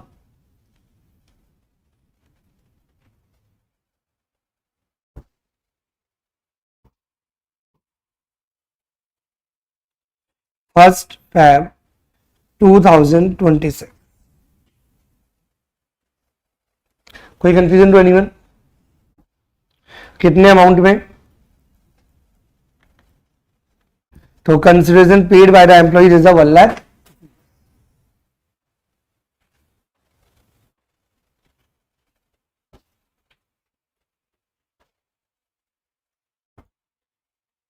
compute taxable amount of perquisite, compute taxable amount, साथ में कर सकते हैं अपन, सॉल्यूशन जब अपन निकालेंगे तो सबसे पहले हमें निकालना होगा taxable amount, that is the target. तो टैक्सेबल अमाउंट ऑफ परक्विजिट कितना होगा? टैक्सेबल अमाउंट ऑफ परक्विजिट ये कहता है कि भैया ये जो लैपटॉप है इसकी कॉस्ट कितनी है? 10 लाख रुपीज, और 10 माइनस 1 ही करेंगे। 10 minus 1 9 lakh rupees is taxable amount. No, ये क्लियर है, क्योंकि ओरिजिनल कॉस्ट से क्या मतलब, वो तो आपने बहुत पहले खरीदी थी। फिर 2021 का वैल्यू 2025 6 में थोड़ी होगा। नहीं आया समझ में? तो सिंपल सा पॉइंट आता है कि भैया आपने खरीदा 10 लाख रुपए में था, उसकी रिटर्न डाउन वैल्यू कितनी है? तो आपको लिखना पड़ेगा रिटर्न डाउन वैल्यू किसकी? ऑफ द मूवेबल एसेट या लैपटॉप एज ऑन कौन सी डेट?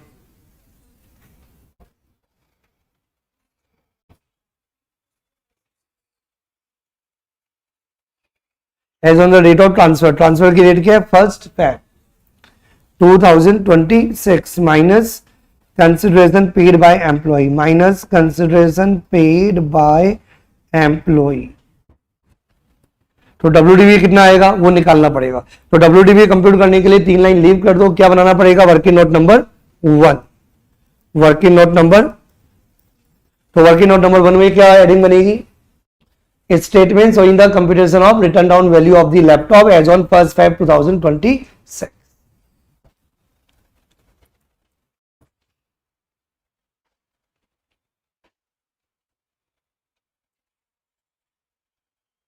कितने कॉलम बनेंगे बेटा?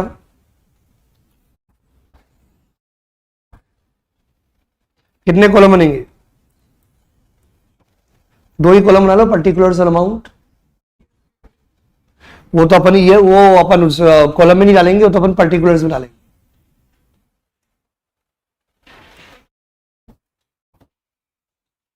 तो 2 कॉलम बन जाएंगे, ए पर्टिकुलर्स और एक अमाउंट। अब कैसे करेंगे क्वेश्चन?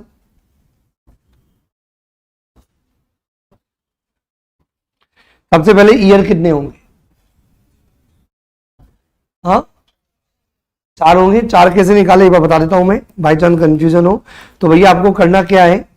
मई 21, मई 22, तो मई 22 1, 23, 24, 25, 26 नहीं हो सकता। 4 साल पूरे हो गए, बाकी जितने भी मंथ्स हैं आप निकालना चाहो तो एक्यूरेट मंथ निकाल सकते हो, लेकिन उसको इग्नोर कर दो क्योंकि वो तो कंसिडर हो ही नहीं, चाहे 3 महीने हो चाहे 8 महीने। क्या इफेक्ट पड़ता है? क्या क्या सारी बात समझ में आ रही कि नहीं आ रही है?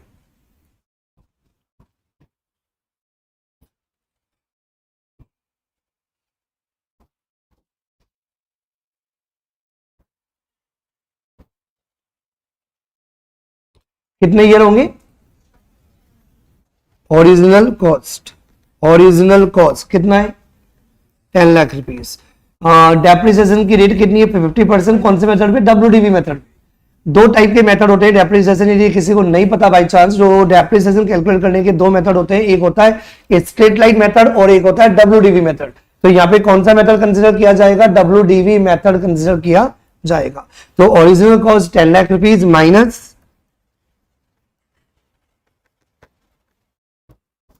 ओरिजिनल कॉस्ट होगा आपका 10 lakh rupees minus depreciation, that is 10 lakh rupees minus depreciation. Depreciation 10 lakh में निकलेगा 50%, 10 लाख इंटू 50%। तो ये डेप्रिसिएशन आपको कौन सी ईयर का निकालना पड़ेगा? 4 साल का निकालना है, तो ये फर्स्ट ईयर का डेप्रिसिएशन हो गया। कितना है अमाउंट? तो WDV at the end of first year आप लिखना चाहो तो कितना आ गया? 5 lakh rupees minus second year का डेप्रिसिएशन। तो डेप्रिसिएशन कौन से मेथड पे निकलेगा? WDV। बेटा यदि डेप्रिसिएशन आपको स्ट्रेट लाइन पे निकालना होता तो क्या करती तू? 10 लाख का 50%, 5 लाख की माइनस होगा, लेकिन वो यहाँ होगा नहीं क्योंकि यहाँ पे कौन सा मेथड है? तो WDV मेथड क्या कहता है कि रेट ऑफ डेप्रिसिएशन 50% ही होगा, लेकिन on 5 lakh rupees 250। I think सबको समझ में आ रहा है। WDV कितना आएगा? Minus third year depreciation 50% on 2.5 lakh. 2.5 lakh का 50% लॉक कर दूं। WDV कितना आएगा? लॉक कर दूं। कितने ईयर का रेफरेंस चार्ज करना है? कंप्लीटेड ईयर का। तो कंप्लीटेड ईयर कितने हैं? पूरे 4 कंप्लीटेड ईयर है। तो माइनस फोर्थ ईयर डेप्रिसिएशन कितना अमाउंट,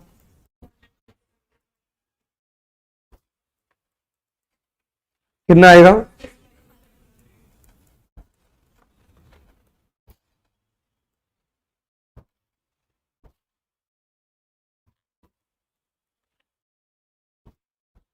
लॉक कर दूं। ये जो क्लोजिंग रिटर्न ऑन वैल्यू है इसको पुट कर दो, तो 62,500 रुपीज की क्लोजिंग रिटर्न ऑन वैल्यू आ रही थी, और ये जो एसेट है जो बुक्स के अंदर 62,500 रुपीज की है, इसके लिए कंसिडरेशन कितना पे किया गया एम्प्लॉय के द्वारा, ये एम्प्लॉयर को कितना मिला, कितना, सिर्फ समझाने के लिए बता रहा हूं, एक बार समझाने के लिए। ये 1 लाख की जगह यहां पे 10,000 होता तो 50,500 रुपीज एम्प्लॉय के लिए टैक्सेबल होता। लेकिन मैंने बोला सिर्फ समझाने के लिए, क्योंकि क्वेश्चन में 10,000 नहीं दिया हुआ है, कितना दिया हुआ है 1 लाख रुपीज, तो ये किस में आ रहा है, नेगेटिव में आ रहा है, किस में आ रहा है 37,500। एक बार देखना यही आ रहा है क्या, और ये नेगेटिव में आ रहा है तो आपको क्या करना पड़ेगा, इग्नोर, नॉट टैक्सेबल, नॉट।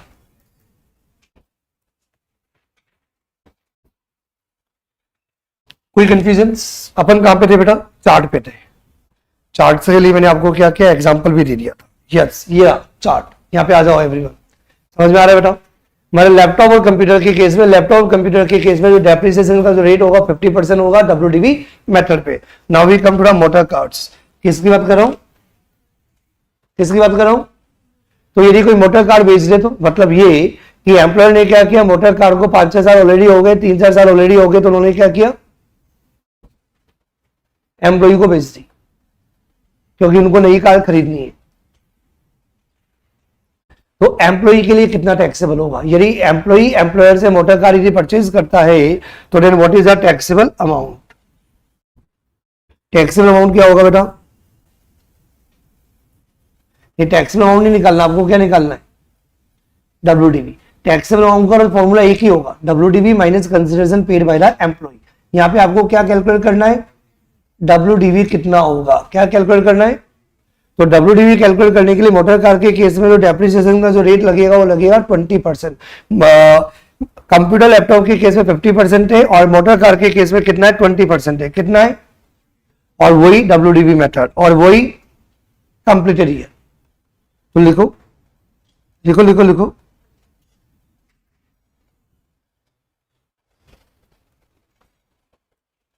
क्या लिखेंगे बेटा, क्या निकालना है, WDV। तो ओरिजिनल कॉस्ट माइनस डेप्रिसिएशन का जो रेट होगा वो 50% नहीं होगा, डेप्रिसिएशन का रेट होगा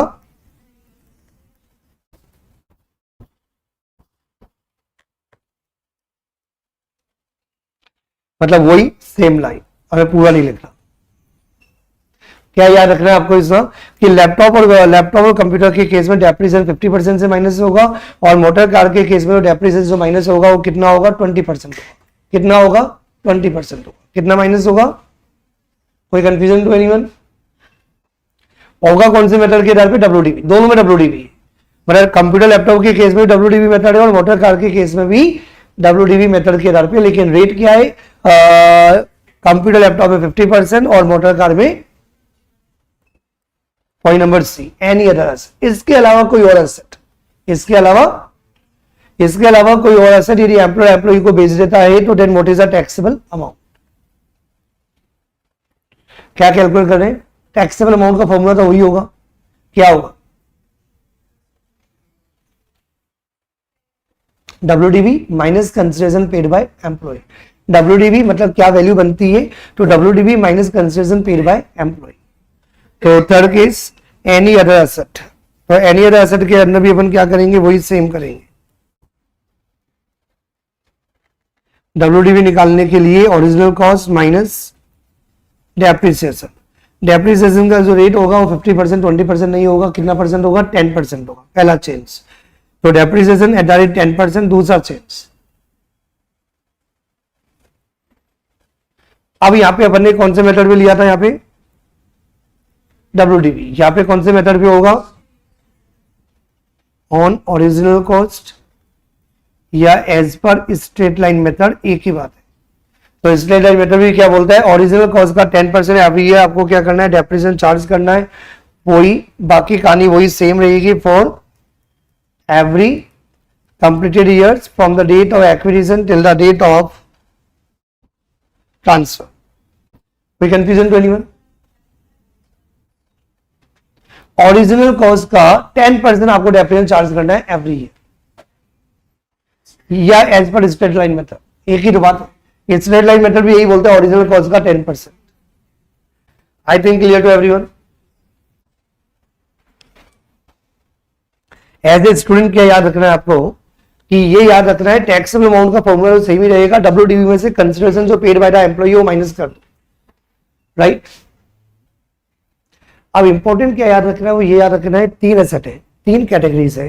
कंप्यूटर लैपटॉप के केस में 50% है, मोटर कार के केस में 20%, और बाकी इसके अलावा जितनी भी एसेट बेची है, यदि एम्प्लॉय को यदि बेच देता है तो 10% होगा। पर इसके अलावा एक तो डिफरेंस है कि जो 10% होगा वो स्ट्रेट लाइन मेथड पे होगा, 50-20% डब्ल्यूडीवी मेथड पे होगा। इसे come to the numerical question, question number 23।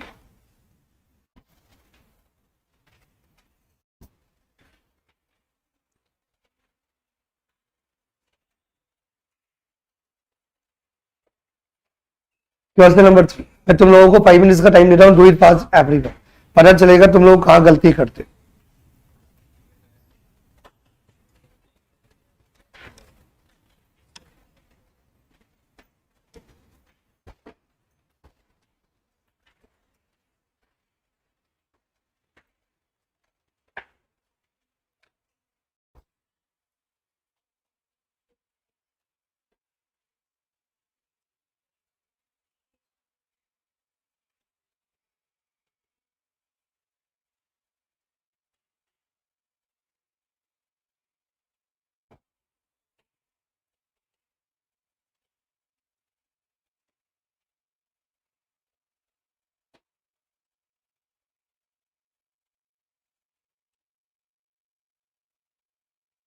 या do it fast everyone. Yes, सबने कर लिया है, समझ में आ गया है, बहुत सिंपल है।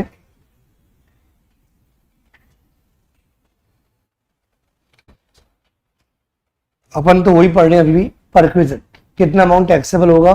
तो 7 पॉइंट्स अपने कवर हो गए, 1 पॉइंट अपन अभी छोड़ा पढ़ेंगे। तो now we come to the next point, that is the point number 8। Point number 8, point number 8 क्या कहता है, it is a lunch facility.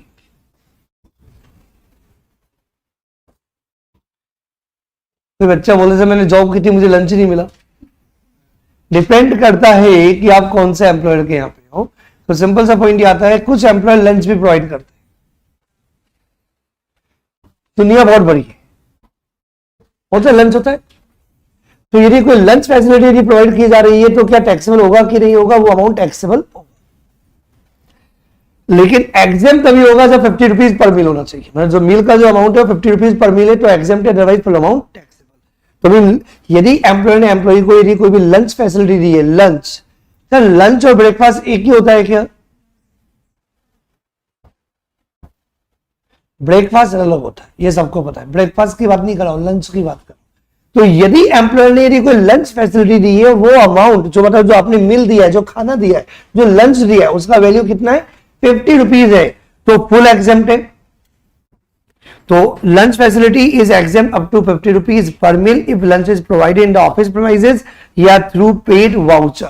आपको पता है, आपने बड़ी बड़ी कंपनीज में देखा होगा या मूवीज में देखा होगा, तो जनरली वहां पे क्या होता है, अलग से कैंटीन बना हुआ होता है, जहां पे आपको क्या होता है कि ऑफिस प्रीमाइसेस के अंदर लंच मिल जाता है, या पेड वाउचर के थ्रू भी एक अलग से सर्विस दे दी जाती है कि पेड वाउचर के थ्रू भी आप आराम से क्या कर सकते हैं, लंच फैसिलिटी अवेल कर सकते हो। तो यदि कोई भी लंच फैसिलिटी यदि एम्प्लॉइज को दी गई है जहां पे मील का अमाउंट, लंच का अमाउंट 50 रुपीज है, तो एग्जेम्प्ट है, अदरवाइज टैक्स है। अदरवाइज नहीं आया समझ में, लेकिन याद रखना पड़ेगा। सुनो, मैं घर से बहुत जल्दी निकल जाता हूं क्योंकि मेरा एम्प्लॉयर चाहता है मैं टाइम से हूं, तो मैं नाश्ता कर ही नहीं पाता। तो नाश्ता करो ही मत। एम्प्लॉयर बोलते नाश्ता साथ में करेंगे ना, पर टाइम पे जल्दी आना। वो चाय बनाने में टाइम हो गया इसलिए लेट हो गए, चाय क्यों बनाते हो, ऑफिस में पियो ना चाय।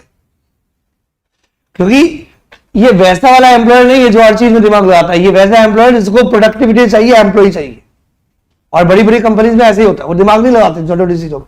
क्या बेटा, जो बड़ी बड़ी फर्म्स और कंपनीज के लिए बात करते हो तो हर चीज में दिमाग नहीं लगाते, उनको क्या चाहिए, काम चाहिए भैया।